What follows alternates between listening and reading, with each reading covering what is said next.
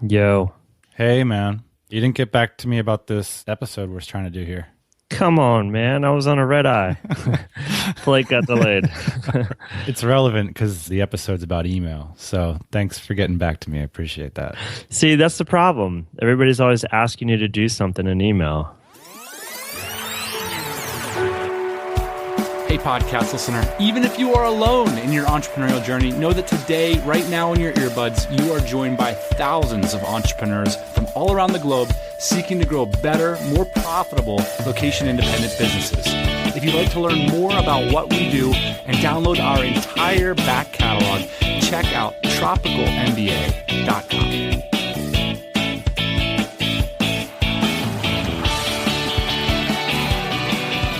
So, boss man, seriously, how do you feel about email nowadays? Like, what place in your life does it hold? It's like regular mail. You know, it's like the mail that you get from the U.S. Postal Service. Like nothing good ever comes. It's always bills. Oh, come on. Really? Most of the time. I'd say 90 to 95% of the time. We got an email the other day, somebody offering us some free work. I love those emails. Okay, so sometimes it's good. Most of the times it's bills. In this episode, we're going to talk about approaches to handle this unique way of interacting with people in modern life. It's email. It's this thing that didn't really exist previously. Although you're saying it is a lot like snail mail. These days, yeah. We'd love to hear your strategies about handling it. We're going to post this podcast at tropicalmba.com/email strategies. But we just didn't want to hear from two grumpy old entrepreneurs. We wanted to talk to someone who loves email. And I know you got it in you too, boss man. I know you love email too at the core of it. I mean, we build our businesses on email and we still receive it from amazing people every day, right? I mean, look, it's not all bad. It's not all bad, but let me just go down through my inbox real quick for you. Oh boy. This will just take a second. I just opened it up. Thank you for your payment. Ian, you're late on this payment. There's a penalty. Hey, buddy, want to meet up? Yes, I got your check. Thank you. Your online bill is available. Second wire due.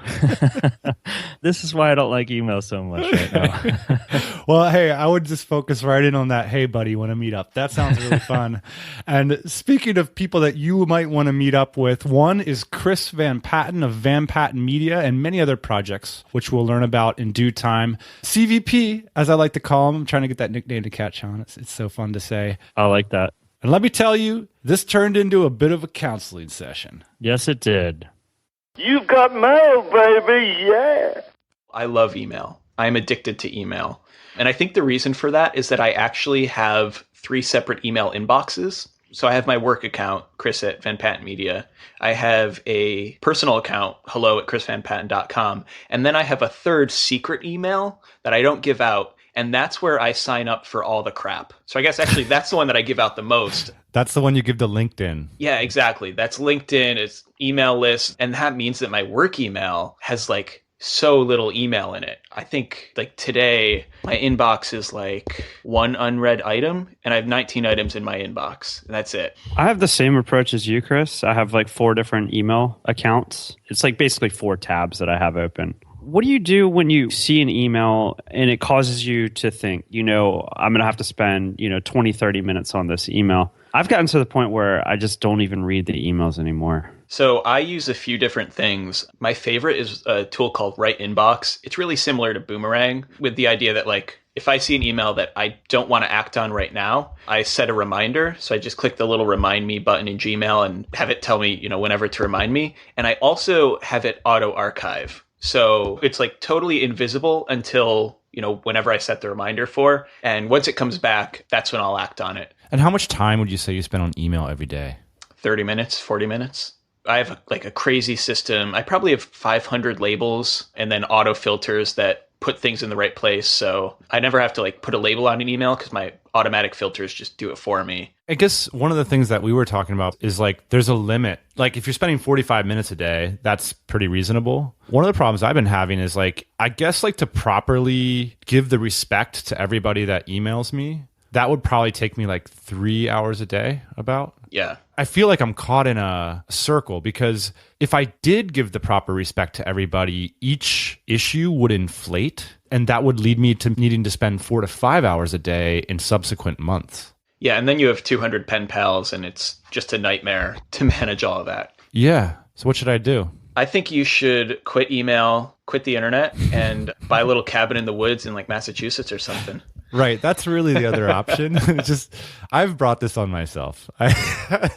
Here's my solution for you, Dan. And I've told you this before, but I think I'm thinking about implementing this myself. I think it makes sense to implement an autoresponder, and anywhere where your email is public, share the same message, which is basically, these are the 3 things that I'm working on right now. That's like the Derek Sivers thing. Sivers.org/now. Oh, does he do this as well? He does. He has a web page that says what he's doing right now. It kind of alerts people like, hey, here's what I'm interested in. I don't want to like review your book or whatever. So essentially that, and I don't know how stern he is with his language and whatnot, but please do not bug me unless it relates to these 3 things. The problem with that, I guess, is it's interesting, right? Because it takes away one of the most wonderful things about email is like the serendipities that come into your inbox every morning. Yeah, it does. But when's the last time? I'd say 99% of the emails that I get require some work or thought from me. 1% is like that gift, right? It's like, hey, Ian, here you go. Right. Free chocolate. I did this for you and it's great.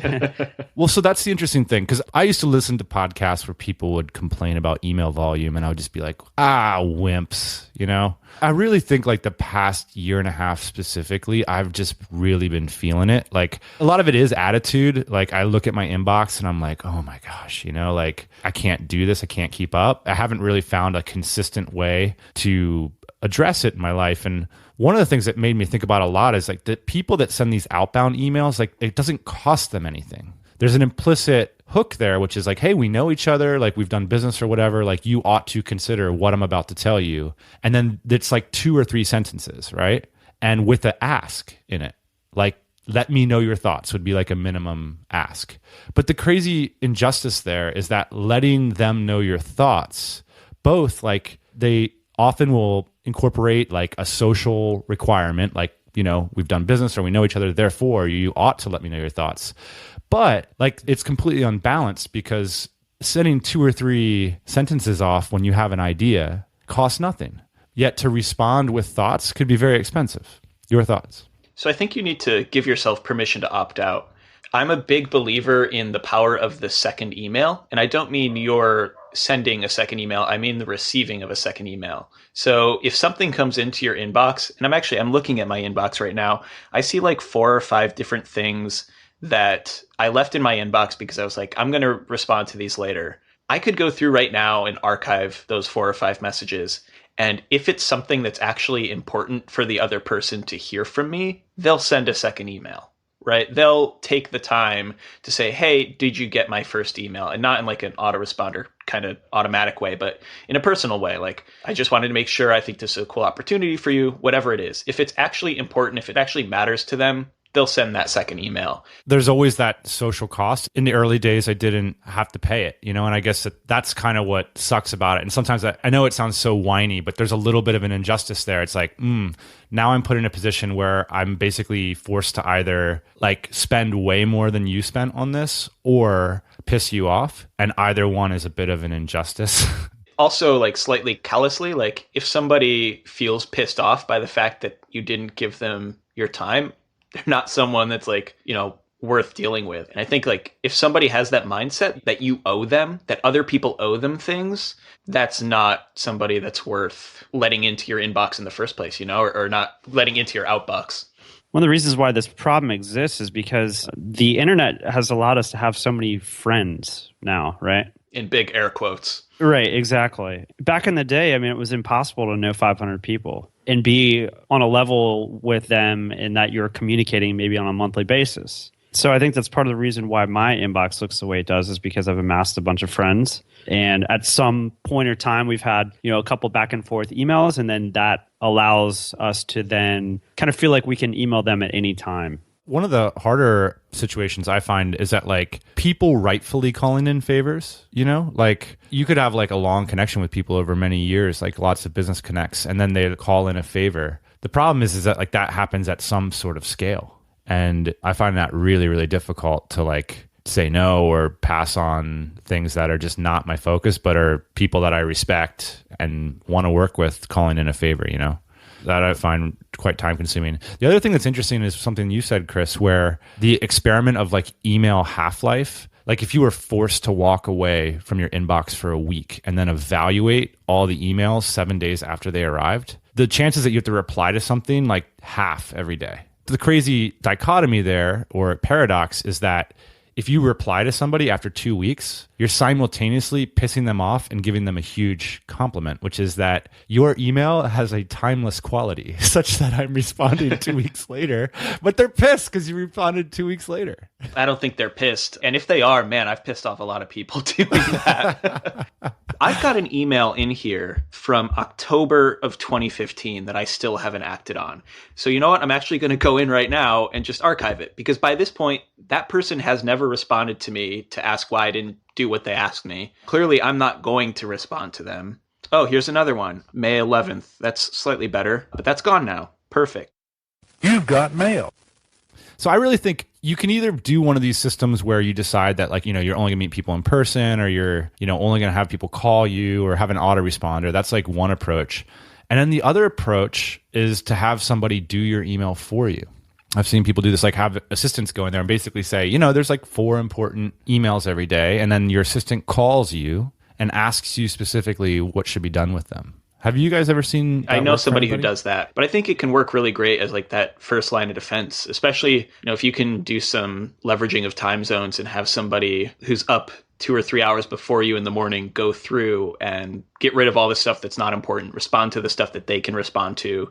I imagine you guys get emails, oh, that was a great podcast episode or whatever. And that could be the 2-sentence, thanks for the email, appreciate your comments, get all that kind of stuff out of the way. And then maybe even star the emails that they think you should respond to, or maybe that goes to you over Slack or something like that, or the phone call, whatever it is. I wouldn't entirely automate my email. It's getting all the bad stuff, or the easy stuff anyway, all that low-hanging fruit. Get that out of there so you only have to focus on the stuff that only you can focus on. It's interesting you mentioned loved the podcast today. Easiest email to respond to of all time. Like, that's the great stuff, I could like respond to 100 of those. Like, yeah, thanks. But then those 100 emails or whatever that you respond to, that's time and energy that you've taken away from doing something else that requires you. And even though the cost is pretty small, the cost adds up quickly. It's funny because, sometimes it's your best friends that are writing you an email, but sometimes it's people that are just trying to get something out of you, in the most cynical terms. And so I've even noticed like seemingly innocent emails, like where someone asks a very basic question that you can kind of like bang out the answer to very quickly. A more likely response than thanks is for them to ask you another question. That's like classic copywriting technique there, right? Like smart. Well, you just open the door, right? Yeah, exactly. For the conversation to continue. The door might not have been open in the first place, but they have your email, and so it's like your door is always open. Yeah, it's like you give the email for the free opt, and then all of a sudden you're being bombarded with 30 list sequence, but the actual human version of that. I got the email. You got the email. I got the email. You got the email. Hey, big thanks to Chris Van Patten from Patten Media for his insights. I don't think Chris knew we were calling him to talk about email. He was super game. In fact, we were talking about the amazing job he did. He was the guy who overhauled the Dynamite Circle website. He's like a community technological master. Him and his team did an amazing job changing the technology of the Dynamite Circle. But let's reflect on what we talked about in this show. Let's do a quick review. Some email tips and strategies. We'd love to hear yours, by the way, and just see what you're seeing out there, because this is a new way to communicate with people. Everybody's in a bit of a different situation. I love to hear strategies about this. So you say new, and I agree with you, the last 15 years or whatnot, but I find myself transitioning over to these other newer platforms like Slack, iMessage, Viber, WhatsApp. What I guess I'm most interested in is that these mediums are, I think, putting us in new sorts of challenges. I mean, they might have echoes of the old challenges. You develop these new policies, these new practices, even these new mores, dare I say, because of these technologies. It's like what went in your family for generations, like doesn't go in the family email. It's like, Dad, you can't send an email to me like that. You know what I'm saying? Like there's these different things that come about because of this technology. It's different ways of interacting. I read through my email at the top of the show, and most of the emails that I get are actually from people that don't know me that well, or from corporations, or more like official type business. But most of my like personal interactions with friends, etc., go through these newer platforms like Viber. So there's a lot more more to talk about. But let's talk about email real quick. Let's do a review. Okay, as the receiver, there's some things you can do. What do you think about the autoresponder strategy? I want to implement this, but I'm scared to come off like a jerk. Yeah. I think that's the kind of risk that you run is like, I'm too important for you. I don't have time for you. But here's the 5 things that I'm interested in. If you're interested in these 5 things, then get at me. That's one of the things that I want to do, but I haven't quite got the nerve to do it yet. Yeah, I think that right there, like all of a sudden what we did is we took a moray that like if someone walked up to you in a bar that like you knew through acquaintances and said, hey, like my name's Mark and I know you through Jeff or whatever, you know what I'm saying? And like you blew that person off, you would be a jerk. But now all of a sudden, when everybody in every bar in every city can approach you at once. Right? Yeah, it's totally different. Obviously, in a bar, I'm willing to talk about just about anything, right? That's the reason we're there, is to socialize over some drinks. But when I get the email and I'm in my home and I've got an agenda for the day and I've got to respond to this email, then it's kind of like an interruption, right? So it's kind of about where you catch somebody. Well, it depends too, because like I feel like I could send you an email about the funny cat video that I saw, and you'd have to be nice about it. Yeah, I'd probably open that. As a receiver, the second strategy that you could employ is you could wait for the second email. Or some people call it like a double opt-in, where you'd say, I'm really busy right now. Like, how about we talk about this in a month? What do you think of that strategy? I think like CVP was talking about, like if it's worth getting the message across to somebody and it's worth interacting with somebody, then send the second email. So if they don't open the first email, then you send the second email. Generally speaking, this works on me. I probably shouldn't share this on the show, but if you send me 2 or 3 emails, I really start to feel guilty about not responding to the first one. Well, it depends what the request was, because it can also inflame why you didn't respond in the first place. Sure. It's like, I'm trying to market this thing to you. Well, right. I mean, there's no chance of responding to those emails most of the time, right? But like if it's a simple ask and I just don't have the time or the bandwidth to do it the first time, if it comes through the second or third time, I think, wow, this is really important to that person. Maybe I can make it more of a priority. It's interesting. I think in this world of like IMs and stuff, like the double pop email is becoming more popular as well. As a receiver, a third strategy, have someone do it for you. What do you think about this? Have you ever been tempted? I wouldn't have any problem with someone opening my physical mail, but for some reason I have a problem with somebody opening my Gmail, even though I don't even open it. So maybe that's kind of weird. As a sender, and maybe this is a personal message to some listeners, like I try to be as responsive as I can to as many things as I can, but don't feel offended if you don't get a response from somebody that you write to. It happens for me too. Like all the time. Yeah. So maybe it's like just the wrong time, the wrong topic. Like, not everybody's in a spot in their life when they can be sitting in front of their desk for a full 8 hours a day. A lot of people, they're going through stuff in life, man. Exactly. They got something going on. Don't get mad about it. And number 2, don't do phishing emails. This is the most annoying thing. This is the easiest way to get on the blacklist, so to speak. It's like when you do a correct email in order to send an incorrect email next. Do you know what I'm talking about? Like, I did this for you. If you wouldn't mind sharing, I'd appreciate it. No, that's fine, because you're straight up front about it. Okay. What's not cool, I think, is like when you engage somebody in such a way that you'll engage them. And then when they respond, you say, hey, by the way, could you share this for me? Oh, like, yo, dog, I heard you like dirt bikes. Here's my new dirt bike. And then I respond, I'm like, that's sick. And then they're like, but I need you to do this for me. Exactly. Yeah. We'd love to hear your pet peeves and tips about email. We're not perfect, but we're trying to be. TropicalMBA.com/email. Let us know what you think. Send us an email about it. Why not? See you next week. Hey, thanks for listening to the Tropical MBA podcast. You can go to tropicalmba.com, get access to hundreds of back episodes and all kinds of other goodies. Load up your iPod. That is the cheapest way to fly business class on your next international flight. We will see you next Thursday morning, 8 a.m. Eastern Standard Time.